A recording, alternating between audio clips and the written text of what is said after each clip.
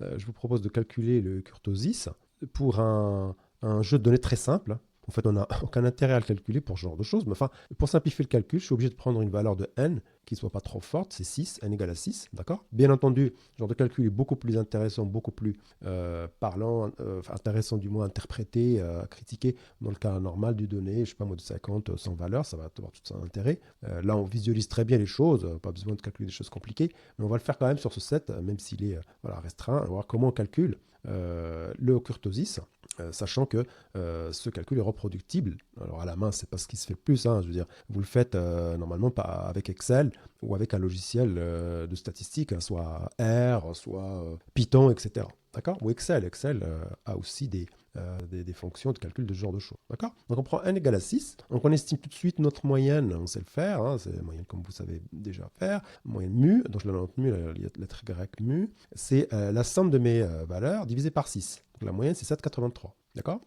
J'ai mis ici le calcul, à chaque fois ici l'intitulé de ce que je calcule. Ici, je calcule les écarts à la moyenne. D'accord. Je prends mes xi, je retranche la moyenne. 3 moins 7,83 ici. Ici, je fais 6 moins 7,83. Ça me donne ce chiffre-là, moins 1,83, etc. Le dernier chiffre, c'est 9 moins 7,3, ce qui me donne 1,17. Donc ça, c'est mes écarts à la moyenne. Hein.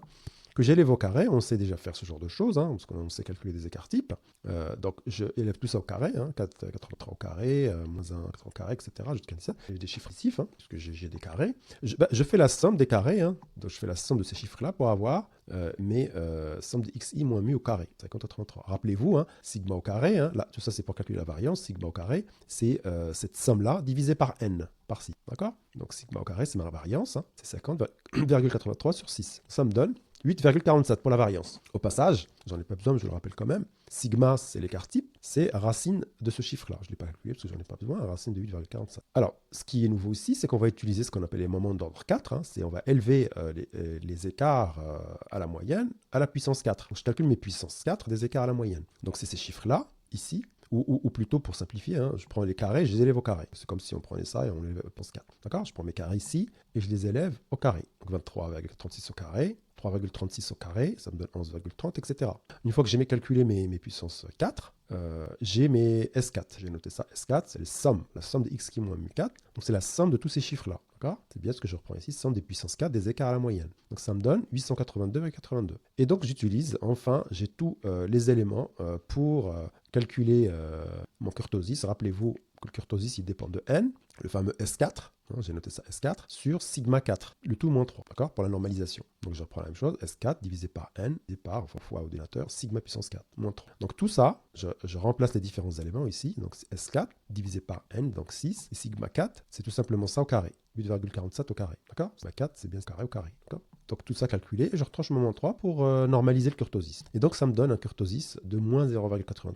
Voilà. Je pense que c'est bon de le faire une fois. Hein. Après, tous les bons logiciels de statistique le font, mais pour une première fois, pour comprendre un petit peu les choses en jeu, etc., on peut toucher du doigt un petit peu ce qui est en jeu. Hein. C'est en fait, c'est les écarts à la moyenne, voilà, qu'on élève au carré pour avoir des moments d'ordre 2, c'est la variance. Ensuite, là, c'est des moments d'ordre 4, d'accord. On voit bien ce que je vous ai dit, c'est-à-dire que on s'intéresse au code de distribution ici. Hein. C'est-à-dire que cette quantité-là va être d'autant plus importante que j'ai des codes de distribution qui sont un petit peu épaisses, d'accord, par rapport à la normale, d'accord. C'est très difficile hein, de visualiser tout ce qui se passe dans cette formule. Hein. C'est pour ça que le kurtosis, c'est pas uniquement une variance, hein. C'est pas une variance simple, hein. C'est pas une variance, c'est un peu plus que ça, hein. D'accord. Mais voilà, vous pouvez essayer de regarder par rapport à ce genre de choses, hein. Jouer avec des chiffres, prendre une distribution plus ou moins aplatie vers les codes de distribution et vous voyez, vous faire des simulations sur Excel pour toucher du doigt un petit peu ce qui est en jeu là-dedans. Donc ici, on a une série de données donc, qui a un kurtosis d'excès négatif.